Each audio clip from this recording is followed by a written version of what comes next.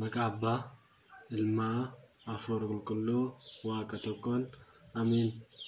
Jaalatamtootaaf kabajamtoota maatiiwwan Waaqayyoo, fagoorraa dhiyoorra teessanii kan nu hordofaa jirtan hundumti keessaniyyuu maqaa Waaqayyoo isa jiraatiin nagaa isin gaafadhaa. Akkam jirtanii?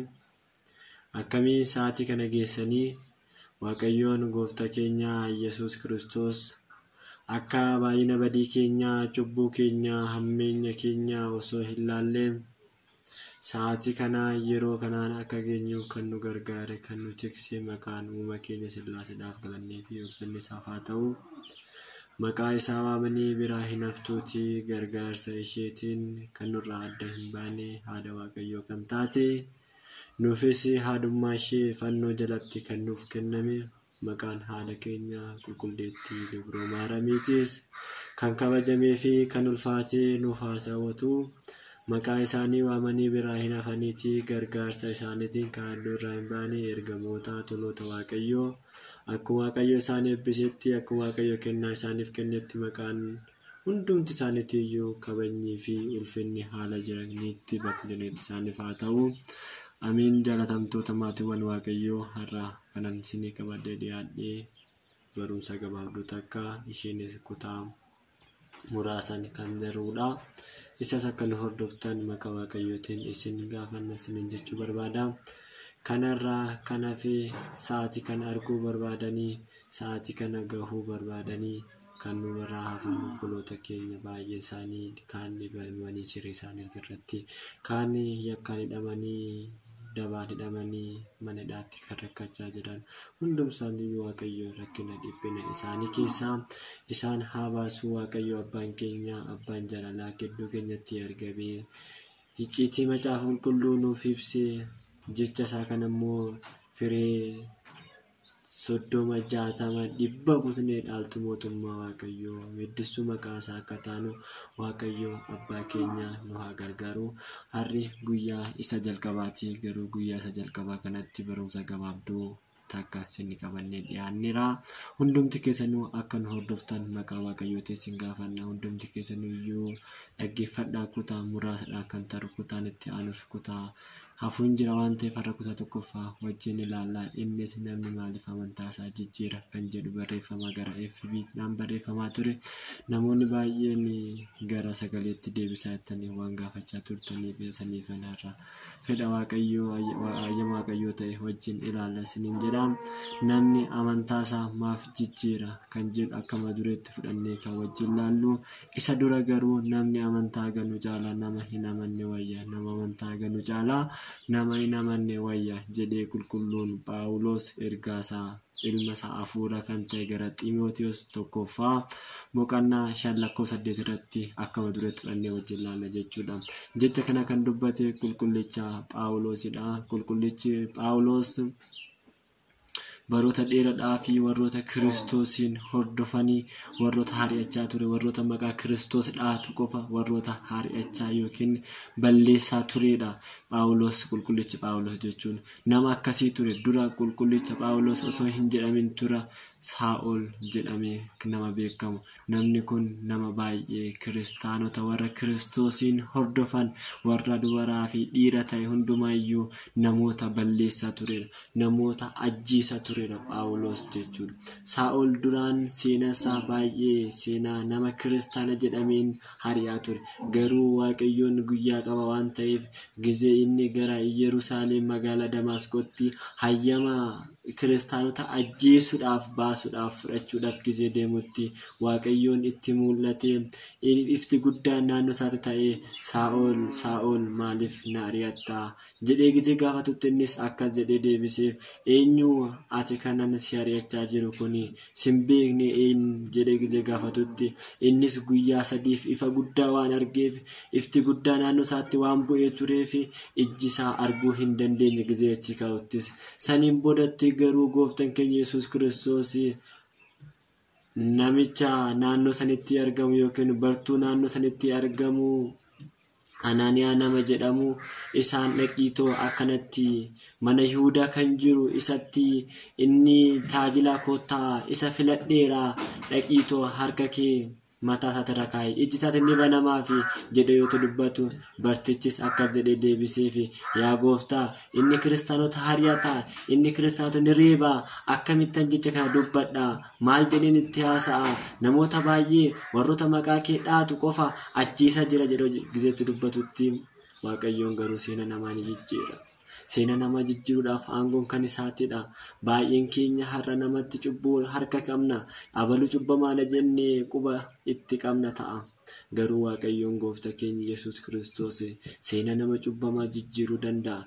Seena xuraawee qulqulleessuu kan danda'u gooftaan keenya Yesuus Kiristoos. Seena isaatis seenan dura kiristaana ari'achaa ture. Har'a immoo tajaajila isaa akka ta'uuf waan filatee fi nabiyyi yookiin raajicha kana itti erge. Innis gara isaatti dhiyaatee akkas gooftaan seena keenatti himeera jedhee mataa isaatirraa harka kaa'ee saniin boodatti iji isaa galanni Waaqayyoof haa ta'u ni baname. Innis tajaajila isaa ta'uuf ni filame. Magaalota biraattis wangeela lallabuun ni eegale. Ergoota 14 macaafa qulqulluutti kan barreesse qulqullichi Phaawulos jedhame. Phaawulos jechuun ifa addunyaa kanaa jedhamee maqaa isaatiin ni mogga'eefi. Nama akkasii ture seenaa isaa seenaa xuraawaa irraa gara seenaa gaariitti kan jijjiiru Waaqayyoon gooftaa keenya Yesuus Kiristoos. Har'as baay'een keenya seenaan keenya xuraawuu danda'a. Seenaan keenya baay'ee fokkisaa ta'uu danda'a. Garuu gooftaan keenya Yesuus Kiristoos seena nama kanaa cubbamaa jennee namatti quba qabna ta'a. Garuu gooftaan keenya Yesuus Kiristoos namni sun gizee hammaan olitti deebi'ee ni mul'ata. Nuti keessattuu warroonni tajaajilame mana amantaa warri deddeebi'u warri waldaa sanbataas kan ta'e amaleeffannaadhaan deddeebina mana Waaqayyoo amaleeffannaadhaan kan yeroo baay'ee deddeebinu garuu namoonni cubbamaadha jennee addunyaa irratti qubatti qabnu yeroo nu olitti deebi'anii mul'atan ni argina. Kanaafuu yaa saba Waaqayyoo hundumti keessanuyyuu seena namaa kan jijjiiruu danda'u Waaqayyoodha. Cubbuu namaa kan namaa dhiisuu danda'u Waaqayyoodha. Waaqayyoon immoo nama akkanaa kana deebisuu danda'a. Nama cubbamaadha hin jedhina. Maal waan ta'eef nutu mataan keenya cubbamaa sila ta'eef namni akkasii sun garuu Waaqayyoon filatee macaafota qulqulluu keessatti ergaawwan 14 saboota. Kanaafuu qulqullichi Phaawulos ergaasaa ilma isaa hafuuraa kan ta'e Ximootiyoositti kan barreesse boqonnaa 5:8 irratti tokkoffaa Ximootiyoos boqonnaa 5:8 irratti nama amantaa ganii caalaa namanni wayyaa jedhee dubbata jechuudha. Jechi kun wantoota baay'ee kan of keessa qabudha. Wantoota baay'ee kan dubbatedha. Har'a baay'ee isaanii amantaa isaanii gahananii kan bahan, amantaa isaanii dhiisanii kan bahan baay'ee isaanii jiru. Amantaa ishee jalqabaa, amantaa ishee al takkitti qulqullootaaf kennamte dhiisanii kan bahan baay'ee isaanii ni jiru. Garuu gooftaan keenya Yesuus Kiristoos laphee cabxe isaaniif haa kennu. Laphee Liidiyaadhaaf kenne isaaniif haa kennu. Laphee gaabbii isaaniif haa kennu malee warroota amantaa gani caalaa kan hin amanne wayyaa. Asitti waa sadi ilaalla. Tokkoffaa warra hin amanne, warroota amananii fi warroota amantaa isaanii gananii bahan. Warroota amante yookiin warroota amananii jiraatan kiristaana warra ta'anii Waaqayyoon beekanii dhalachuusaa du'ee du'a mo'uu ka'uusaa fannifamuusaa gooftaa ta'uusaa warra amane ortodoksii tawaahidoo warra ta'edha. Deebi'ee warri amantaa ganan immoo warroota isa keessa turanii warroota amantaa kana keessa turanii foon isaanii to'achuu dadhabanii jireenya foon isaaniitiif jedhanii warroota amantaa kana keessaa bahanii gara tokkoon maqaa isaanii waamaa gara tokkoon garuu hojiitti hiikuu dadhabanii wantoota baay'ee inda'um oluu siqaniitoo araarsa jedhanii warroota dubbatan warra amantaa ganan warroota Waaqayyoon maqaa qofaan waaman warra maqaa isaatiin daldaalu warra maqaa isaatiin baay'een jireenya biyya lafaa mijeeffatu. Jarri akkasii sun warroota amantaa isaanii ganan warroota Waaqayyoon baay'ee isaa hin beekne Waaqayyoon hin beekne jechuun ni danda'ama. Kanaafuu isaan warra amantaa gananiidha. Isaaniif wayyoo jedha Waaqayyoon. Maaliidhaaf warra amantaa gananii isinii wayyo.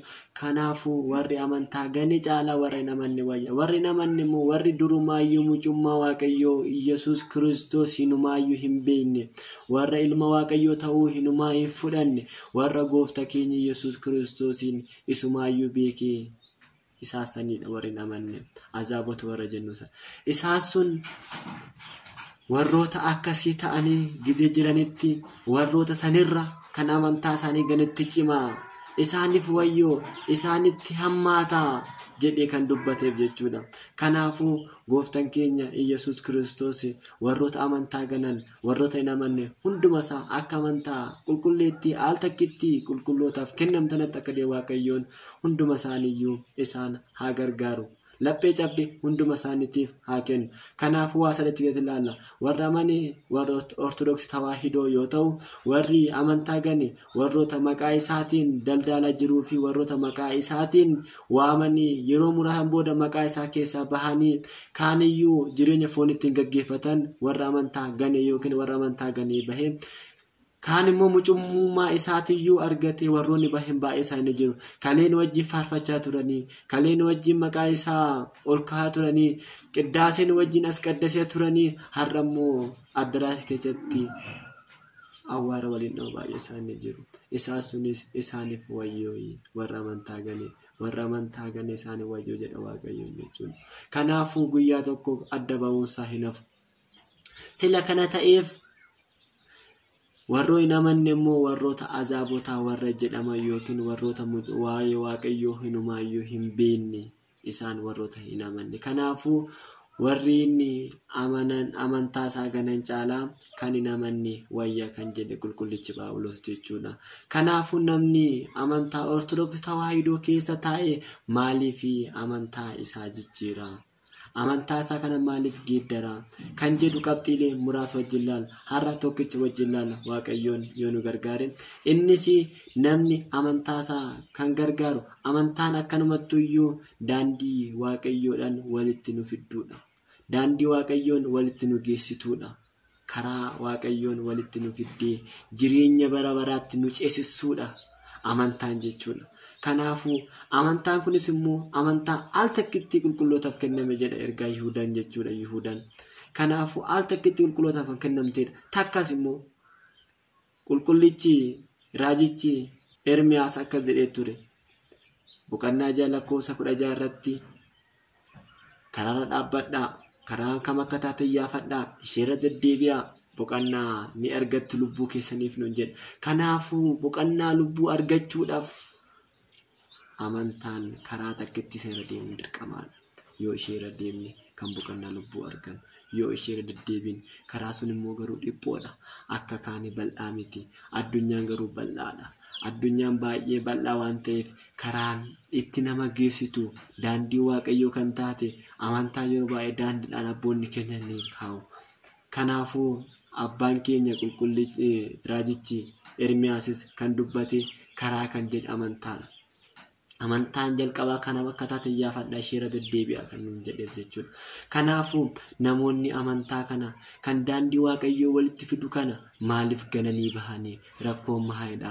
Sababoonni kaaman baay'eedha. Isa keessa muraasa tokkoffaa irratti har'aaf kan laallu namoonni amantaa yeroo jijjiiru hubannoo dhabuurraa kan ka'edha. Hubannoo dhabuurraa kan ka'e baay'ee isaanii kaleen wajjin faarfachaa turanii, kaleen wajjin sirna qulqulleessa dhaabbachaa turanii, kaleessaa maqaa isaa waamaa turanii, kalee haadha keenya jechaa turanii, har'a immoo baay'ee isaanii arrabsoodha kan jiran. Arraba isaanii dheeressaa kan jiran baay'ee isaanii jiru. Eessaniif baay'ee isaanii beekumsa osoo hin dhabanii dhaqaniiti jechuudha. Kanaafuu hoo beekne malee fayyuu hin dandeenyu. Beekuun duratti immoo barachuun dirqama keenyadha. Abboota keenya gaafachuun dirqama keenyadha. Waa'ee amantaa keessanii, waa'ee isa darbe hundumaa abboota keessan gaafadhaa, isinitti hima jedhanii raajichi Museen nuuf barreesseera jechuudha. Kanaafuu waan darbe abboota keenya gaafachuun dirqamaan hoosan ta'edha. Kanaafuu akkas jedhe raajichi Hoseen boqonnaa 4:6 irratti sabni koo beekumsa dhabuurraa kan ka'e badaniiru. Sabni kan koo beekumsa dhabuurraa kan ka'e badaniiru jedha raajichi Hoseen. Kanaafuu beekumsa qabaachuun amantaa keessatti, barachuun amantaa keessatti baay'ee barbaachisaadha. Yoo baratte malee beekuu hin dandeechu, yoo beekte malee amanuu hin dandeechu, yoo amante malee fayyuu hin dandeechu. Kanaafuu duraan dursee hundumaan duratti waa'ee amantaa keenyaa barachuun dirqama. Kanaaf innis Waaqayyoon irra bulee Hooseerraa akkas nuun jedhe, sabni koo beekumsa dhabuurraa kan ka'e badaniiru. Kanaafuu baruun dirqama keenya. Hin beekne taanaan immoo amantaa keenya hin beekne taanaan bishaan yookiin kaboota bishaan irraa namni yoo akkas nuun jedhee wantoota baay'ee nuti dubbate garas deebina. Namni yoo immoo deebi'ee wanta akkas nuun jedhe garas deebina. Garuu yoo amantaa keenya beekne, waa'ee amantaa keenya keessa gabbuun yoo beekne ta'e namni kamiyyuu nu dogongorsiisuu hin danda'u. Barumsa barsiifame kamiiniyyuu goyyomsamuu hin dandeenyu. Yoo maal ta'e yoo beekne. Kanaafuu har'a beekuun dirqama keenya. Waa'ee amantaa keenya gaafachuun dirqama keenya. Yoo san ta'e amantaa kana keessa jiraanna. Yoo beekumsa qabaan amantaa kana keessa jiraanna. Bakki baay'attis immoo icciitiiwwan baay'ee of keessa qaba. Icciitii kana immoo barsiisota keenyatti, warroota abboota keenyatti gaafannee baruun dirqama keenya. Cal jennee manni amantaa keenya hunduma isaatiiyyuu wantoota hiika mataa ofii qabuun kan raawwattu. Hiika hundumaayyuu kan qabuudha. Macaafni qulqulluunis kan barsiisan hunduma isaa keessa kan bu'anii kan nu barsiisan ni jiru. Isaanis hin gaafachuudha. Manni amantaa keenya deebii hin dhabne nama ishii gaafatu dhabde malee. Manni amantaa keenya barsiisota hin dhabne nama barsiifamee yookiin hubatu dhabame malee. Kanaafuu hundumti keenyayyuu maal beekuun dirqama keenyadha. Waa'ee amantaa keenyaa barachuun dirqama keenyadha. Yoo san ta'e amantaa kana keessa turra. Ammas warra baheef, warra keessa jiraniidhaaf waa'ee amantaa keessanii barachuu fi dubbisuun dirqama kiristaanummaati. Maal waan ta'eef barrichi bara ulfaata sila ta'eef jechuudha. Deebi'ee raajichi Isaayyaas boqonnaa 1:3 irratti akkas nuun jedha. Sangaan dallaa gooftaa isaa ni beekaa. Harreen gorondoo abbaa ishee ni beekti. Sabni Israa'el garuu anaan na wallaale. Har'a baay'een keenya uumama raajichi Isaayyaas kan dubbate waa malee miti. Har'a baay'ee isaanii gizee beelladoota gadi ta'anii Waaqayyoo wallaalanii maqaa isaa kaasuu dadhabanii. Ifin isaa miti kan oolee isaan bulchu Waaqayyoon ta'uu amanuu dadhabuudhaan, maqaa isaa waamuu dadhabuudhaan, yeroo hirriba kaanu yaa gooftaa koo galata kee jechuu dadhabuudhaan, yeroo gara hirriba deemnu yaa Waaqayyo nagaan nu bulchi jechuu dadhabuudhaan baay'ee isaanii Waaqayyoon wallaalaniira. Waaqayyoon dhiisaniira. Waaqayyoon gananiira. Garuu Waaqayyoon laphee cabte isaaniif haa kennu. Laphee cabte hunduma keenyaaf haa kennu. Barri kun bara baay'ee ulfaataadha. Bara baay'ee sodaachisaadha yaa saba Waaqayyoo. Kanaafuu eessa akka jirru, maal irra akka jirru haa laallu. Addunyaan kun maalitti akka deemaa jirtu, garamitti akka deemaa jirtu haa laallu. Waaqayyoon dagatteera. Garuu Waaqayyoon akka badii keenyaaf, akka cubbuu keenyaa osoo ta'ee barsa'aatii kana gahuu hin dandeenyu. Akka Waaqayyo irratti yookiin hammeenya raawwachaa oollu. Garuu Waaqayyoon abbaa dhiifamaa waan ta'eef sa'aatii kanaan eegee tiksee kan nu ga'e. Inni abbaa dhiifamaa ammas dhiifama nuuf haa godhu. Namoonni baay'een isa wallaalanii addunyaa irratti aangoo isaanii se'anii kan jiraatan baay'ee isaanii jiru. Hunduma isaaniif Waaqayyoon laphee cabte isaaniif haa kennu. Karaa ishee dhugaa ta'etti Waaqayyoon isaan haa fidu hunduma isaaniitiifuu. Kanaaf kan isa akkas jedhee dubbateef jechuudha. Waa malee hin dubbatame namoonni baay'ee. Raajiin kun kan raajame bara kakuu moofaa keessatti yommuu ta'u, har'a garuu kan raawwatamaa jiru dhaloota ammaa kanatti saba isaa yookiin maqaa isaa wallaalaa jiru. Guyyaa dhalootattis immoo beelladoonni gooftaa isaa ta'uu beekanii hafuuratti baafachaa, hafuuratti ho'isaa kan turan, isaaf sagadaa kan turan, har'a immoo ilmi namaa hanga beelladoota dadhabee kan yookiin sagada didaafii jiru jechuudha Waaqayyoodhaaf. Kaan maqaa isaatiin daldala, kaan maqaa isaatiin soba, kaan maqaa isaatiin baay'ata walitti qaba. Waaqayyo hundumaayyuu dhiifama isaaniif haa godhu. Baay'ee isaanii har'a shakkitoonni maqaa isaanii yookiin waa'ee isaa hin beekne jedhanii garuu immoo kan wallaalan baay'eedha. Immoo deebi'ee warrumti as keessa jiran Ortodoksii tawaahidoo ta'aniitumaayyuu beekuun dirqama keenyadha. Barachuun dirqama keenyadha. Yoo baranne malee fayyuu hin dandeenyu waa'ee amantaa keenya jechuudha. Namni kamiyyuu dirqama waa'ee amantaa isaa beekuu qaba. Beekuu malee fayyuu hin danda'u. barachuun dirqama isaatiin hin beekumsa qabanna jedhanii amantaa yeroo dogongoran yeroo mataa isaatiin dhuunfaa isaatti addaraasha banatee daldalatu ni jira. Kanaafuu namoonni baay'een beekumsa qabna yeroo jedhanis baay'ee wallaalatamu. Nama beekaa akkamitti adda baasaa jedhamee namni sin gaafatutti kan isin adda baasaa namni nan beeka sin jedhe inni wallaalaa ta'uu beeki. Garuu namni hin beeku sin jedhe inni beeka ta'uu isaa beeki. Kanaafuu namoonni baay'een amantaa isaanii yeroo gananne amantaa isaanii hin beekne yeroo wallaalan ni jira waan ta'eef akkasii hin dogongorsiisneef addunyaa kana jala bahuudhaaf Waaqayyo wajjin guyyaa dhufaa isaa jiraachuudhaaf amantaa keenya keessa jiraachuun dirqamaadha. Amantaa kanaan jiraachuun dirqamaadha. Yoo amantaa kanaan jiraanne malee mootummaa Waaqayyoo argachuun daandii ishee jalqabaa tanaadha. Jaalannus jibbinus ittiin duunus jiraannus amannus amannuu baannus kanuma daandiin. Yoo kanaan deddeebin yoo kanaan deddeebin yoo kanaan deddeebin qofa maal taana Waaqayyoon walitti dhufna. Kanarraa kanaaf daandiin kamiyyuu Waaqayyo walitti nuuf hin danda'a. Baay'ee isaanii akkas jedhan yoo waan gaarii hojjenne amantaa biraa keessas teenye mootummaa Waaqayyoo ni galla. Mootummaa Waaqayyoo keessa ni jiraanna. Waan gaarii hojjechuudha jenni kan dubbatan kun sobaadha. Amanuun dirqamaadha. Cuubbamuun dirqamaadha. Amantuuyyummoo amantaan hojiidha hin deeggaramne kan du'eedha jedha. Ergaa gara warra Roomee boqonnaa 11 irratti jechuudha. Amantaan hojii hin deeggaramne kan du'eedha. Kanaafuu maal ta'uun dirqama keenyadha? Waa'ee amantaa keenya barachuun dirqamaadha. Kan baran san hojiirra oolchuun dirqamaadha.